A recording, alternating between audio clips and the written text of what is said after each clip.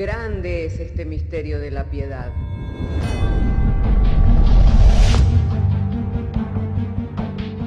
Si se destruyeran los fundamentos, ¿qué ha de hacer el justo? Porque con un solo sacrificio hizo perfecto para siempre a los santificados. Justificados por la fe, tenemos paz para con Dios. Juntamente con Él nos resucitó y nos hizo sentar en los lugares celestiales con Cristo Jesús. Fundados y firmes en la fe, tenemos paz para con Dios. Bienaventurados los pobres en espíritu, porque de ellos es el reino de los cielos. Bienaventurados los que lloran, porque ellos recibirán consolación. Bienaventurados los mansos, porque ellos recibirán la tierra por heredad. Bienaventurados los que tienen hambre y sed de justicia, porque ellos serán saciados. Bienaventurados los misericordiosos, porque ellos alcanzarán misericordia. Bienaventurados los de limpio corazón, porque ellos verán a Dios. Bienaventurados los pacificadores, porque ellos serán llamados hijos de Dios. Bienaventurados los que padecen persecución por causa de la justicia, porque de ellos es el reino de los cielos. Bienaventurados sois cuando por mi causa os vituperen y os persigan, y digan toda clase de mal contra vosotros mintiendo. Gozaos y alegraos, porque vuestro galardón es grande en los cielos.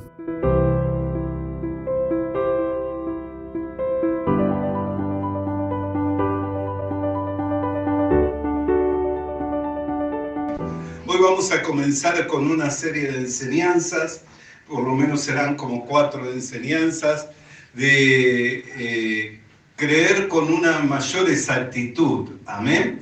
Entonces me gustaría invitarles a que podamos abrir nuestras Biblias en el libro de los Hechos, capítulo 18, verso 24. Allí estaremos refiriéndonos al texto de las Sagradas Escrituras. De modo que si tienen su Biblia, le invito para abrir su Biblia en el libro de los Hechos, capítulo 18, verso 24. Ahí estaremos dando lectura juntos y lo haremos en el nombre del Padre, del Hijo y del Espíritu Santo, diciéndonos el Señor por medio de su santa y divina palabra.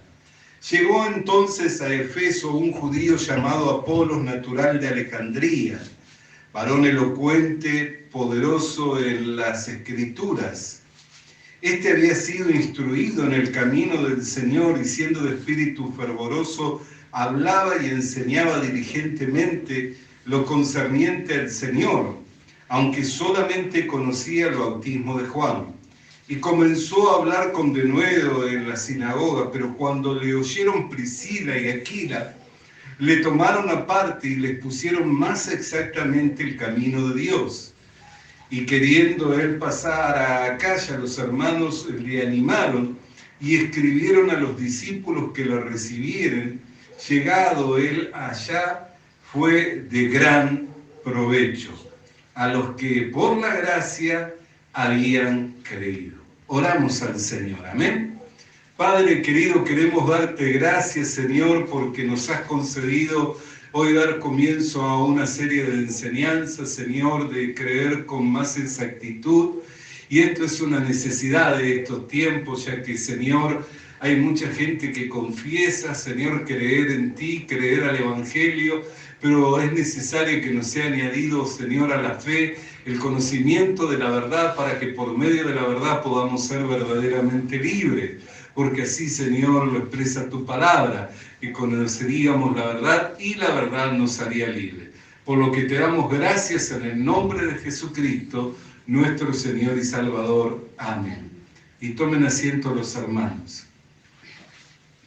Hermanos queridos, cuando nosotros oímos hablar a las Escrituras acerca de Apolos, podemos ver que era un hombre elocuente, un hombre que hablaba con denuedo, un hombre fervoroso, un hombre diligente, pero tuvo una necesidad, y era la necesidad de que le fuera expuesto el camino del Señor con mayor exactitud, para que él creciera en el Señor con mayor exactitud y así su vida y su ministerio fueran de gran provecho. El capítulo 18, al igual que el capítulo 19, nos narra 2 hechos particulares en donde hubieron discípulos que necesitaban tener un conocimiento más exacto acerca del camino del Señor, que necesitaban tener un conocimiento más exacto acerca de la obra de Dios. En el capítulo 19 nosotros podemos ver también que narra las Escrituras.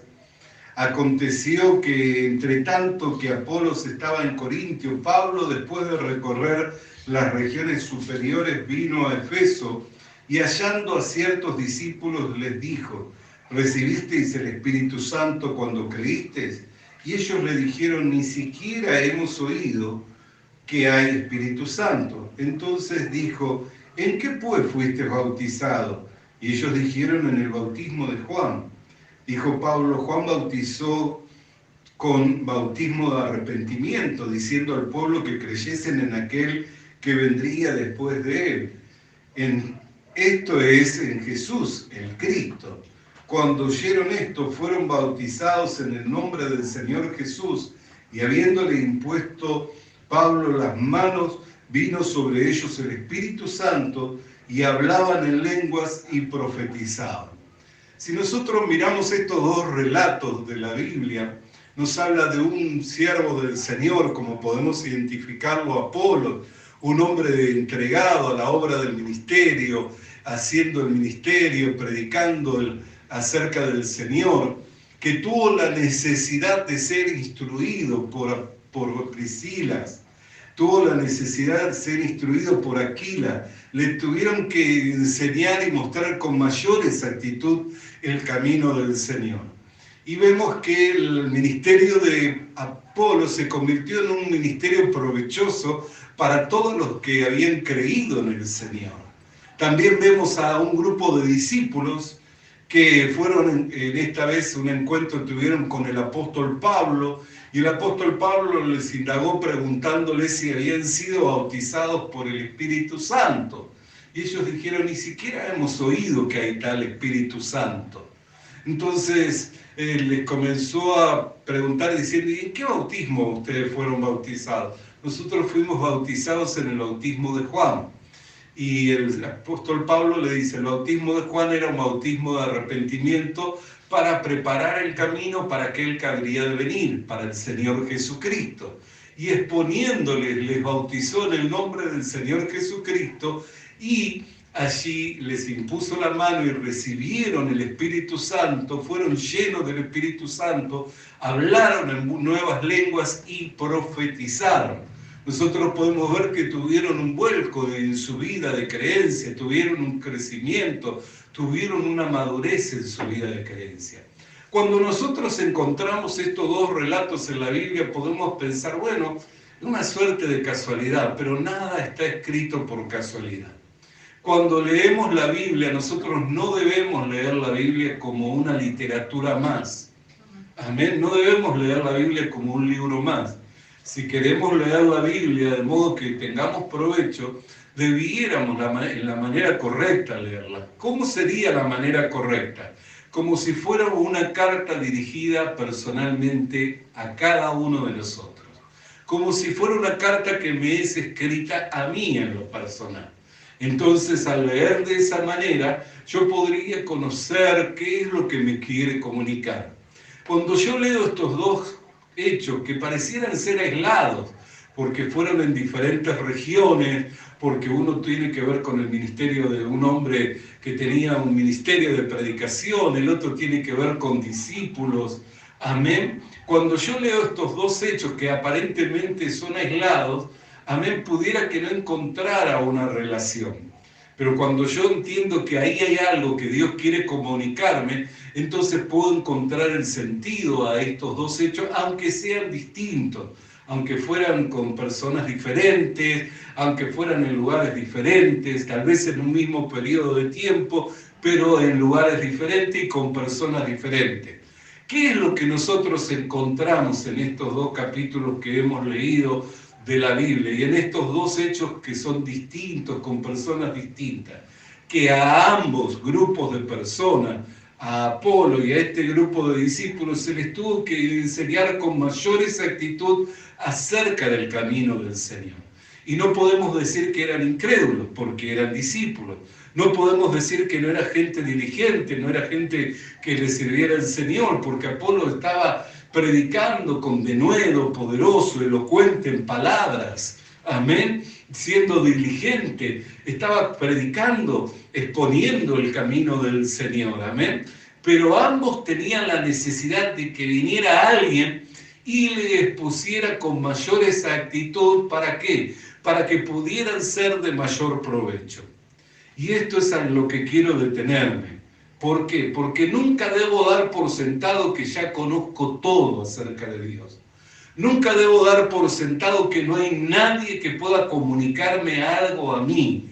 Es más, tengo una necesidad de que me sea expuesto con mayor exactitud siempre acerca del camino del Señor para que yo pueda crecer hasta la medida de estatura a la cual el Señor tiene como propósito en llevarme. Amén. Pero si yo tengo el concepto que a mí nadie me puede comunicar nada, ya sea porque soy un ministro del Evangelio, un predicador, o porque soy un discípulo consagrado, amén, como lo podía ser Apolo, como lo podían ser estos discípulos. ¿Por qué el apóstol Pablo, cuando habla acerca de ellos, no dice ciudadanos de Acaya o ciudadanos de tal región, sino que dice discípulos? Un discípulo no es solamente un creyente. Un discípulo es un seguidor de las enseñanzas y que no solamente las sigue, sino que también las enseña a otro. Amén. Eso es lo que es un discípulo. Jesús dijo, si guardaréis mis mandamientos que yo he prescrito, que yo os he dado, seréis verdaderamente mis discípulos. Amén. Si guardaréis la palabra que yo os he hablado, seréis verdaderamente mis discípulos. Entonces un discípulo es alguien que guarda la palabra y que vive, que experimenta la palabra. Amén. Pero tuvieron una necesidad. ¿Qué necesidad tuvieron? Que les fuera expuesto con más exactitud el camino del Señor. Sabe que en estos tiempos nosotros podemos ver en estas últimas décadas, pudiera decir estas 5 décadas que han pasado en estas regiones de Latinoamérica, Sudamérica, una expansión del cristianismo que podría denominarse evangélico, amén, no del cristianismo como se denomina católico, amén, sino del cristianismo evangélico, amén. Podemos ver una expansión, un crecimiento en toda lo que es Latinoamérica.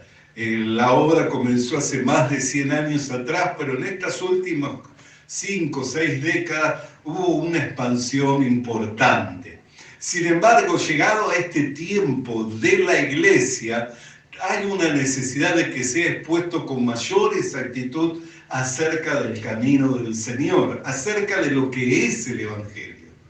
Y solamente aquellos que mantengan una actitud de humildad y que puedan abrir el corazón entendiendo que no son dueños de la verdad, y que no es que por su posición, por su tiempo, por el lugar que ocupan en la iglesia, nadie les puede enseñar nada, sino aquellos que mantienen una actitud de humildad y que entienden que tienen que seguir recibiendo del Señor.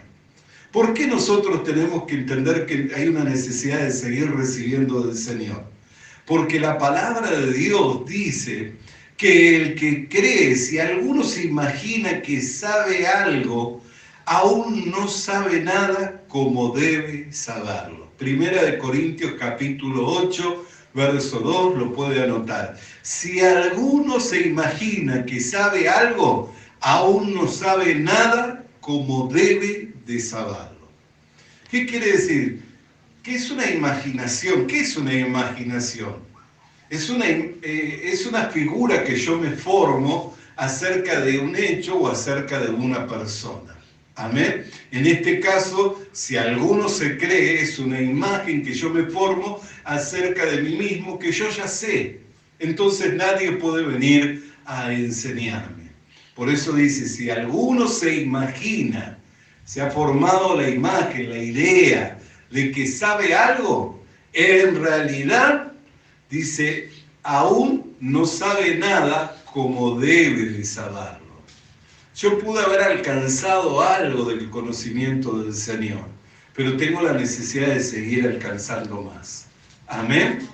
Tengo la necesidad, no que lo hayamos alcanzado todo, dice el apóstol Pablo, sino que hago algo, dejando lo que quedó atrás, me extiendo hacia adelante. ¿Hacia dónde? Hacia la meta del supremo llamamiento. Entonces nunca puedo decir que ya lo sé todo, que ya lo alcancé todo. Siempre tengo que tener esa postura de humildad en donde tengo que estar preparado para que alguien venga y me exponga con más exactitud acerca del conocimiento del Señor. ¿Para qué? Para que yo pueda crecer. Porque el cuerpo de Cristo, del cual formamos parte, crece por la actividad propia de cada uno de los miembros. Por eso, si yo creo saber algo, aún no sé cómo debiera de saberlo. Amén. Si yo me imagino que sé algo, aún no sé cómo debiera de saberlo. Y otro hecho importante que nosotros tenemos que entender es lo que nos dice en Proverbios capítulo 4, verso 18. Mas la senda de los justos es como la luz de la aurora, que va en aumento hasta que el día es perfecto. Proverbios 4, 18 dice, mas la senda de los justos es como la luz de la aurora, que va en aumento hasta que el día es perfecto. ¿Cuál es el día perfecto? ¿Cuál es el día claro? El día perfecto, el día claro para nosotros es cuando Cristo retorne por la iglesia. Amén. Por eso el apóstol Pedro dice que tenemos la palabra profética a la cual hacemos bien de estar atentos como una antorcha que alumbra hasta que el día esclarezca y el lucero de la mañana aparezca en nuestros corazones. Amén.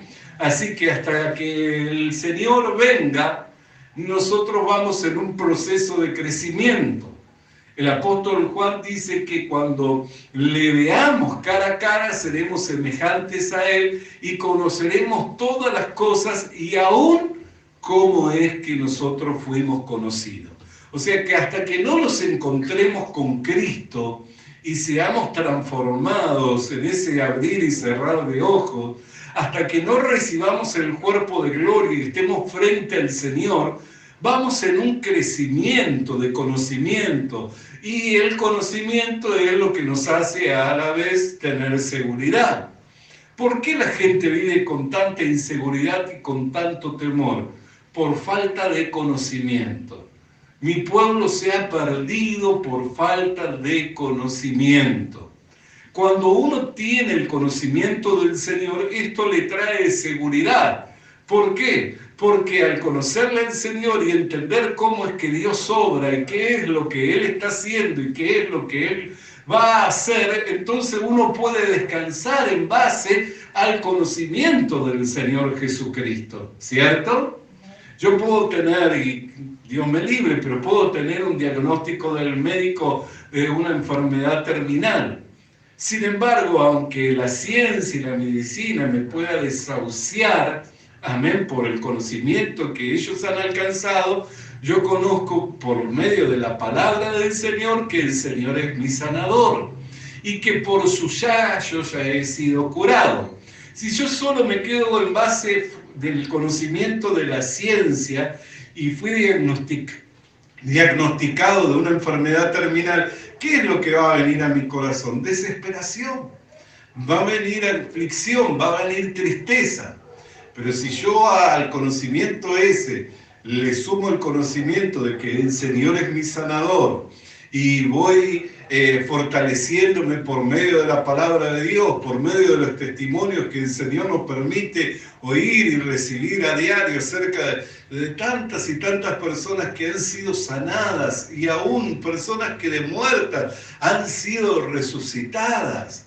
En esta semana yo compartí el hecho de esa mamá que esperando a su bebé fue diagnosticada por COVID y entró en coma y entró en CTI y la dieron por desahuciada.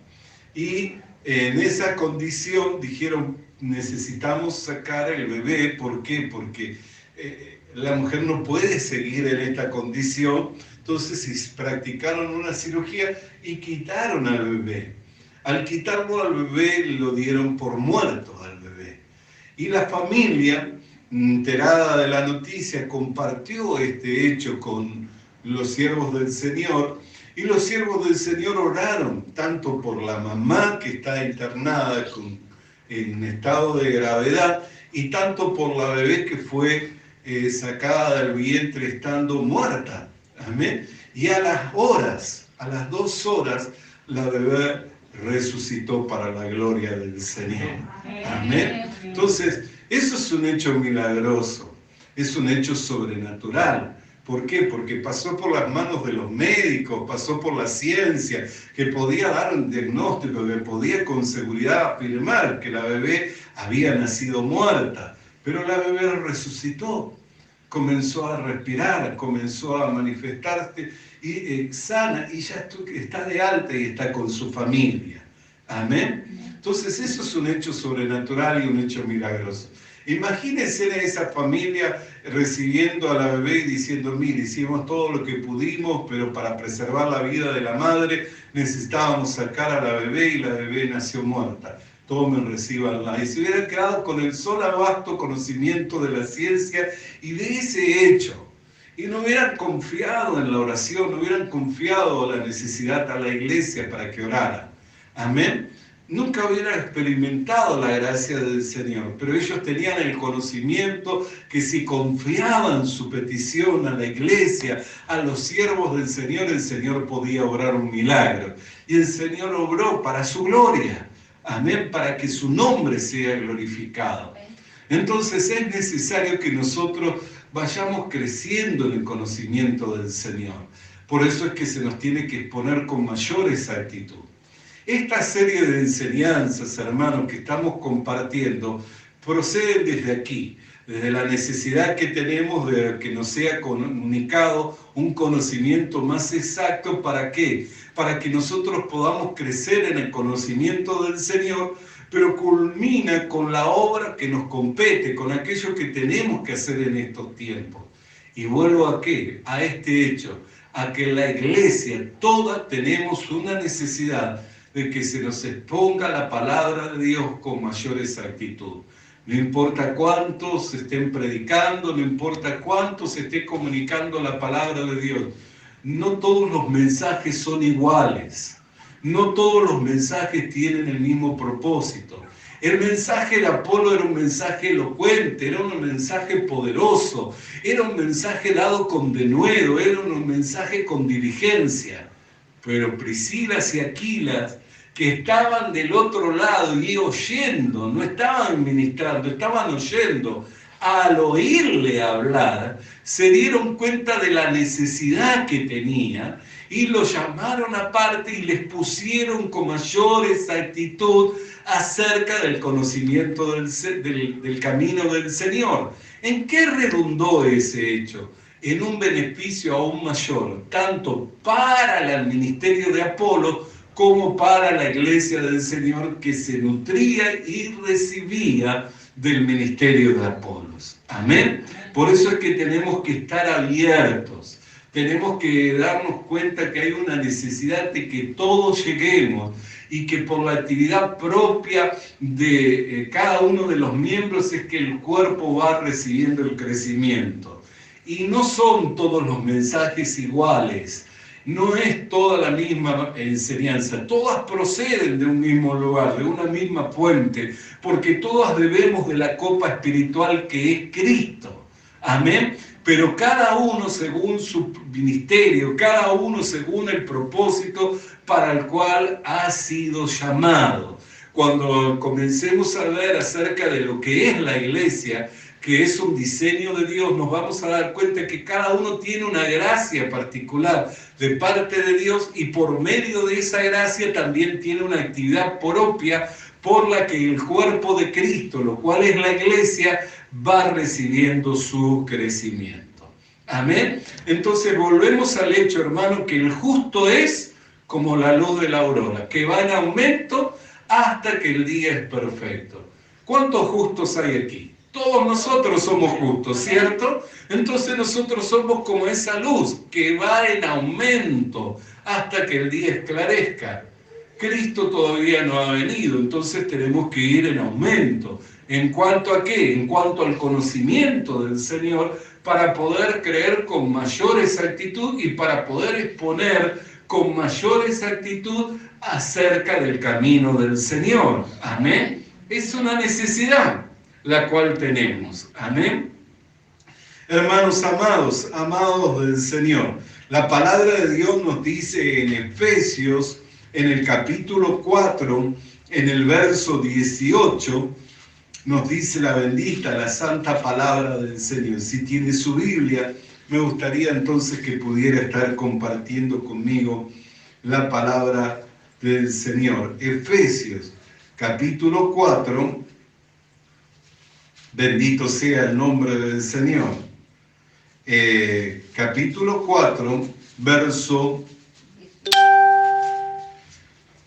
Bendito sea el nombre del Señor. Verso 13, disculpen, verso 13. Dice, hasta que todos lleguemos a la unidad de la fe y del conocimiento del Hijo de Dios, a un varón perfecto, a la medida de la estatura de la plenitud de Cristo. Amén. Meditemos en esto. Dice, hasta que todos lleguemos a la unidad de la fe. Es como un embudo, ¿vio? Unos creen de una manera, otros creen de otra manera, unos tienen una liturgia, otros tienen otra liturgia, otros dicen creer en tal doctrina, otros dicen creer en tal otra, pero la obra de Dios va todo como un embudo. ¿Hacia dónde? Hacia la unidad de la fe. ¿Por qué? Porque hay una sola fe, un solo Dios, un solo bautismo y un solo mediador entre Dios y los hombres. Por eso es que es un engaño ese que muchos están afirmando y argumentando, diciendo nosotros somos de tal doctrina. Si yo pertenezco a la iglesia del Señor, voy en camino de ese embudo.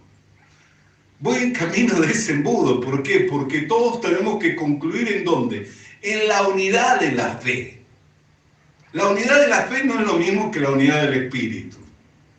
Amén. Amén. No es lo mismo que la unidad del Espíritu. La unidad del Espíritu es la obra que Dios ha hecho por medio del Espíritu Santo en injertarnos a todos en el mismo cuerpo.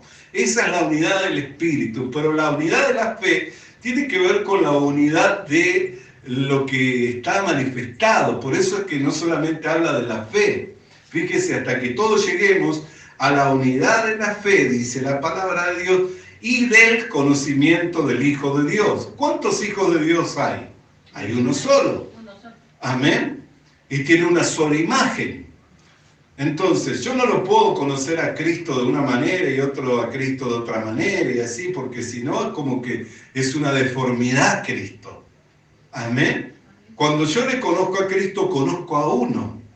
Y todos vamos por esa fe al conocimiento del Hijo de Dios. De uno, del Hijo de Dios. No de varios hijos. Por eso es que la iglesia es una y tiene un solo cuerpo y una sola cabeza, el cual es Cristo. Amén. Entonces, estamos todos en un embudo que vamos hacia la unidad de la fe. ¿Para qué? Para llegar al conocimiento del Hijo de Dios.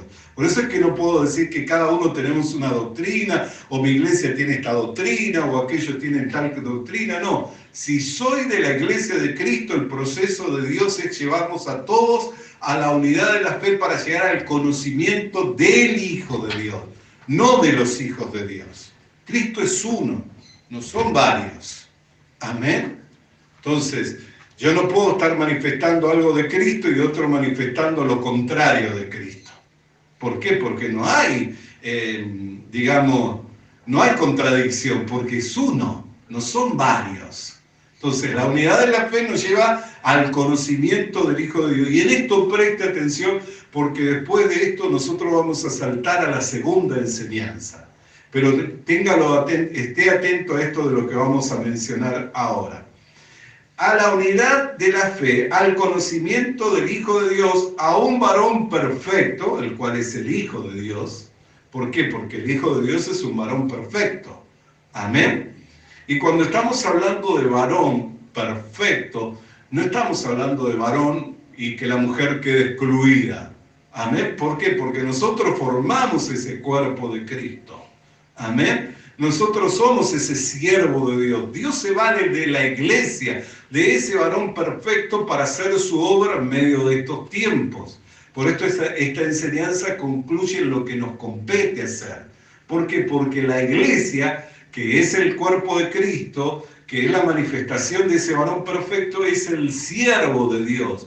El instrumento que Dios está usando y que quiere usar en medio de esta generación es al varón perfecto, es a nosotros. Por eso es que el apóstol Pablo dice que en Cristo Jesús ya no hay hombre y mujer, sino una nueva creación. Ya no hay hombre y mujer, sino una nueva creación. Dice, los miembros son muchos, pero forman un solo cuerpo. Y todos tienen una actividad. Y todos son útiles, y todos son necesarios. Y por la actividad de cada uno de nosotros, el cuerpo va teniendo su crecimiento. Entonces, ¿cuál es la manifestación? ¿Qué es lo que se va a manifestar? El varón perfecto. Cristo Jesús se va a manifestar. Amén. Entonces, la iglesia va como en un embudo hacia la unidad de la fe para alcanzar el conocimiento del Hijo de Dios para la manifestación del tiempo final. Porque la manifestación del tiempo final es la manifestación de la iglesia la cual va a ser la gran cosecha y la cosecha final. La iglesia es la que va a ser la gran cosecha y la cosecha final. No lo va a hacer un hombre en particular, no lo va a hacer un evangelista en particular, no lo va a hacer un miembro en particular, no lo va a hacer un líder en particular, lo va a hacer la iglesia.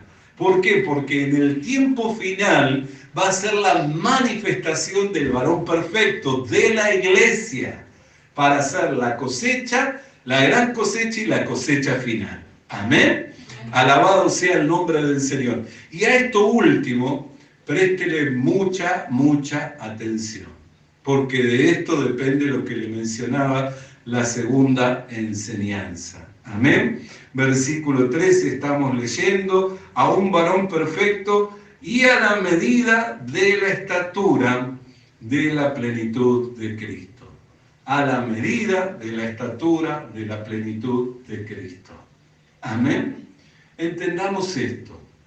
Es una introducción de la segunda enseñanza. La iglesia no es una obra de los hombres. La iglesia es un diseño de Dios. Todo diseño tiene reglas con medidas. Amén. Yo no puedo hacer un diseño, un garabato, y querer que otro lo pueda entender, porque estamos hablando de un edificio, diseño de edificio, no un cuadro o una pintura, diseño de edificio. Amén. Todo arquitecto, es más, usa regla. ¿Por qué? Porque primero que si no usa regla no se puede leer. Se imagina si usted tira una línea y dice, bueno, esto yo digo es 1 metro. Y cuando viene la persona con el metro, ¿qué hace? No, pero esto está dando 1,20. Entonces, cuando lo tiene que transmitir, tiene que transmitir el plano para que lo construya, dice, bueno, el arquitecto dijo que era 1 metro, pero cuando yo lo vengo a medir es 1,20. ¿Qué hacemos? Y hagamos 1,10 y repartamos la diferencia. Eso es una desprolijidad. Amén. Si un arquitecto se requiere de trazos delicados, de trazos finos, de trazos punteados, para determinar ciertos espacios, si se requiere de medida, si se requiere escala de medidas, ni siquiera las medidas puedo hacerlas yo conforme me parece, tengo que usar una escala de medidas. Se requiere de todo eso, ¿para qué? Para que luego venga el perito arquitecto y lo lea y se lo enseñe a los obreros, ¿para qué? Para que puedan hacer el diseño. Si no, es una desprolijidad y es una necedad, porque no tiene, ¿me entiende? No tiene referencias. Entonces, si así es en el mundo de lo natural, ¿cómo pensar que no va a ser así en el mundo espiritual y en la obra que Dios tiene como propósito hacer? Entonces, por eso dice, hasta que todos lleguemos a la medida. Y ahí introduce una palabra que es muy importante para la iglesia. Es muy importante entender que la iglesia no es una obra de los hombres, es un diseño de Dios y tiene una regla por medida. No puedo venir yo y trazar, tirar línea y decir hagamos así, hagamos así, porque eso es una desprolijidad. Es como si me pusiera a hacer un plano sin ninguna regla, sin ninguna medida. Sería una desprolijidad, una necedad, y nadie lo podría leer y mucho menos lo podría explicar a otro. Nadie lo podría llevar a cabo. ¿Está comprendiendo? Por eso es que nosotros tenemos que prestar atención a esto, que la iglesia tiene medidas. Hay reglas, hay medidas. No puedo venir y yo poner mi impronta. No puedo venir yo tirar una línea y decir, bueno, esto son 2 metros. Y cuando miden con la medida, dicen, no, pero acá no hay 2 metros. Acá hay 40 centímetros. Y a muchos hoy están improvisando y no se están mirando ni están midiendo con la regla por medida, y están en una necedad y en algo que es ilegible. No solamente es ilegible, sino que no puede ser transmitido, no puede ser enseñado, y aunque se enseña, no tiene ningún provecho. ¿Por qué? Porque a la hora de practicarlo no sale el modelo de Dios, no sale la forma de Dios. Y todos tenemos que ser conformados al varón perfecto, ¿no es cierto? Entonces ese varón perfecto tiene una medida. No es que yo digo, bueno, a mí me parece que para llevar a la iglesia a la medida de Cristo tenemos que hacer así y así. No, yo tengo que aprender las reglas, tengo que aprender las mediciones. ¿Para qué? Para poder tomar el diseño. El domingo yo les compartía que en una oportunidad yo tuve la necesidad de salirme del ministerio porque entendí estos principios, que la iglesia es un diseño de Dios, no es un diseño de los hombres, y tiene medidas, tiene normas, tiene reglas. Entonces, para poder construir, para poder edificar de aquello que un día el Señor me iba y me va a pedir que rinda cuentas, porque un día el Señor me va a pedir que yo rinda cuentas. Yo no puedo ir al Señor y decirle, bueno, yo hice así porque a mí me parecía. Pues el Señor me va a responder, pero yo te dejé todo el diseño. Te di todas las normas, te di todas las reglas, te di todas las indicaciones para que pudieras llevar la iglesia a la medida de la estatura, y aún para que te pudieras formar tú mismo. Porque si alguien no toma en cuenta las medidas y las reglas, ¿cómo se va a formar a sí mismo? No recibe nada de nadie. Solamente quien entiende que la iglesia es un diseño de Dios y que está atento a la regla por medida, a lo que Dios ha establecido para la edificación, es el que va a poder crecer. Por eso es que hay tanta chatura espiritual, hay tanto estancamiento. Hay mucho estancamiento en la iglesia hoy en día y no hay crecimiento. Y no digo crecimiento numérico no es crecimiento espiritual. Crecimiento numérico no es crecimiento espiritual. Amén. El ministerio el momento más cúlmine, el momento más elevado del ministerio del Señor Jesucristo, ¿cuál fue? Donde estaba venciendo al pecado, al diablo y a la misma muerte. En la cruz del Calvario, ¿cierto? ¿Cuántos quedaron al lado de él? Se dispersaron todos. Si nosotros medimos los ministerios por el número, y no estoy diciendo que no necesitamos números, se requiere número, pero para alcanzar crecimiento espiritual no es la regla por medida el número de personas. Un día yo estaba disertando en un grupo de pastores y dije, sí, pero la iglesia tal tiene un número importantísimo. Y un pastor me respondió diciendo, sí, pero si tú juntás a los mormones o a los testigos de Jehová, superan el número, pero grandemente lo superan. Le tuve que decir, la verdad, tiene razón, hermano, tiene razón. Sabía que estaba hablando con la razón, entonces le tuve que dar la razón. No es el número. Amén. Pero cuando nosotros aprendemos que la iglesia es un diseño de Dios y empezamos a usar las reglas por medida, podemos saber en qué estatura estamos y hacia dónde tenemos que ir. Amén. Amén. Y ese es el propósito de esta enseñanza. Partiendo desde el hecho de que no me sé todo. Tengo que partir del hecho de que no lo sé todo. Si creo saber algo, en realidad no sé cómo debiera saberlo, dice 1 Corintios capítulo 8, verso 2. Amén. Entonces tengo que partir del hecho que no lo sé todo, que puede venir y que tiene que venir alguien que me exponga con más exactitud acerca del camino del Señor, porque yo soy un justo y voy en aumento hasta que el día esclarezca, hasta que el día perfecto.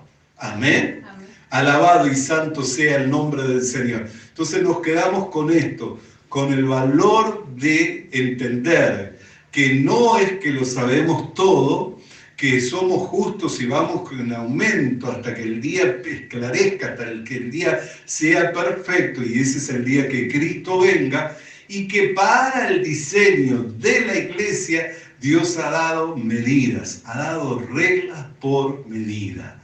Amén. Amén. Luego vamos a continuar hablando un poquito más acerca de todo esto. Oremos al Señor. Padre, queremos darte gracias por esta enseñanza que nos es traída, Señor, en estos días, para que nos seas puesto con mayor exactitud acerca del camino que debemos de seguir para alcanzar ese crecimiento espiritual y salir del estancamiento y así poder alcanzar aquello para lo cual fuimos tomados. Señor, dejando lo que queda atrás, nos extendemos hacia adelante, hacia la meta del supremo llamamiento en Cristo Jesús. Por lo que te damos gracias. Amén y amén. Visita nuestras redes sociales. Suscríbete activando la campanita. Comparte con nosotros el mensaje de la palabra de Dios.